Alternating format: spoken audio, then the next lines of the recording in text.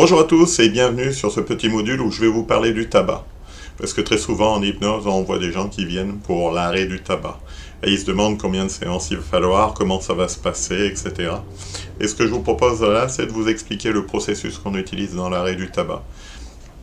Il y a plusieurs méthodes. La méthode que j'utilise et qui jusqu'à présent a fait ses preuves est relativement simple.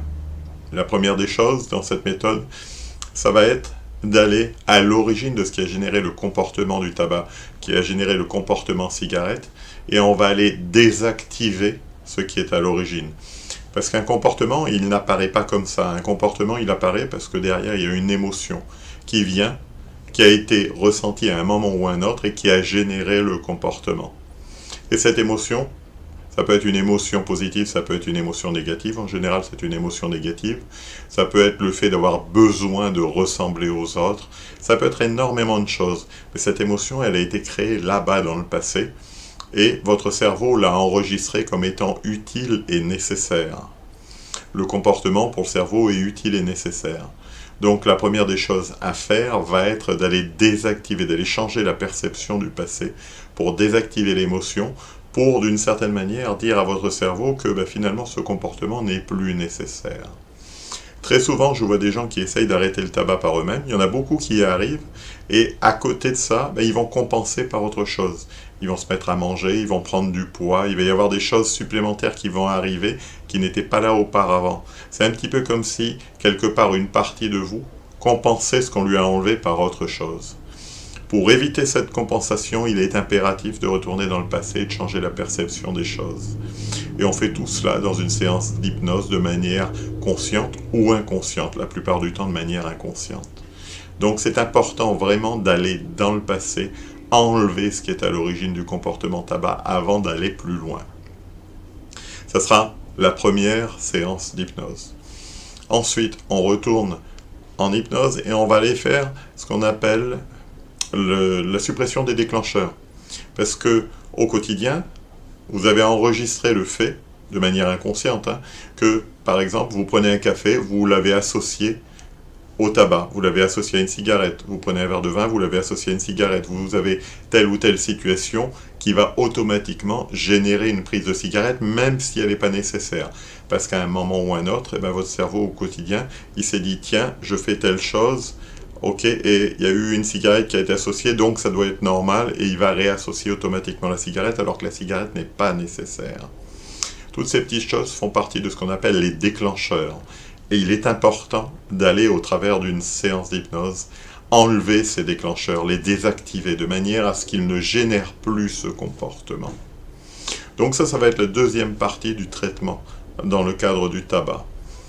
Ensuite, une troisième partie à laquelle on ne pense pas forcément, c'est que le comportement tabac, quand vous avez un comportement qui est installé depuis des années, ce comportement, quelque part, c'est une partie de vous.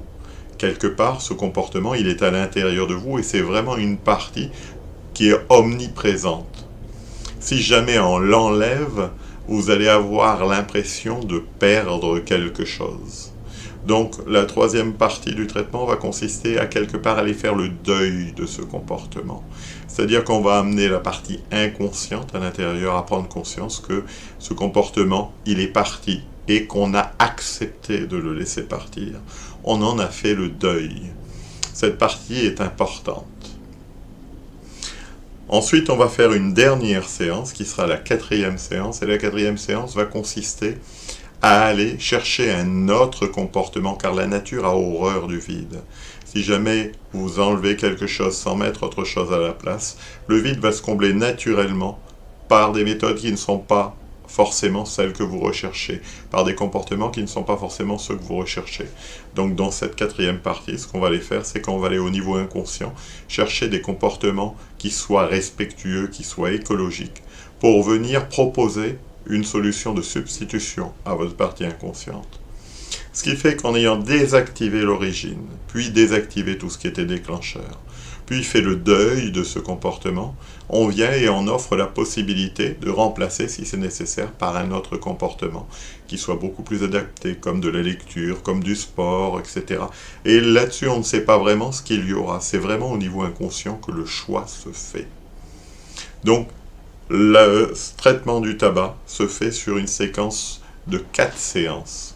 En fonction des thérapeutes, vous allez avoir une séance par séquence, ou alors vous pouvez avoir une séance de 2 heures, 2 heures et demie, qui va vous permettre d'intégrer les 4 séances en une seule. Vous pouvez le tester, vous allez voir ce que ça donne.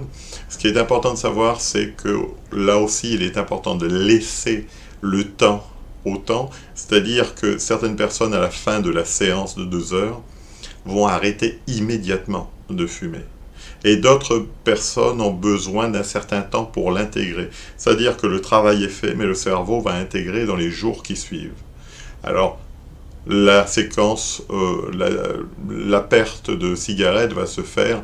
Peut-être que la première journée, vous allez avoir 15 cigarettes, la deuxième journée, 10 cigarettes, 5 cigarettes, et progressivement, c'est tout ce qui générait la prise de cigarette qui s'en va.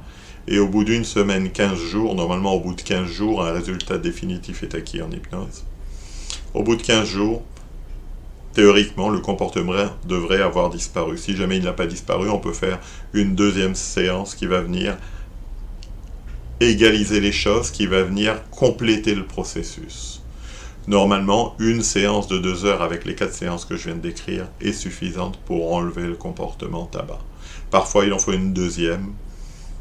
C'est vraiment quelque chose, quand vous pesez les choses, quand vous pesez le pour et le contre, quand vous voyez le coût des cigarettes, ça vaut le coup, quelque part, de se débarrasser de ce comportement. Il faut que ce soit bien fait, il faut que le protocole soit respecté pour être sûr d'avoir le résultat. Voilà, je vous remercie de votre écoute, je vous remercie pour votre attention, et vous dis à bientôt pour un autre module sur un autre sujet.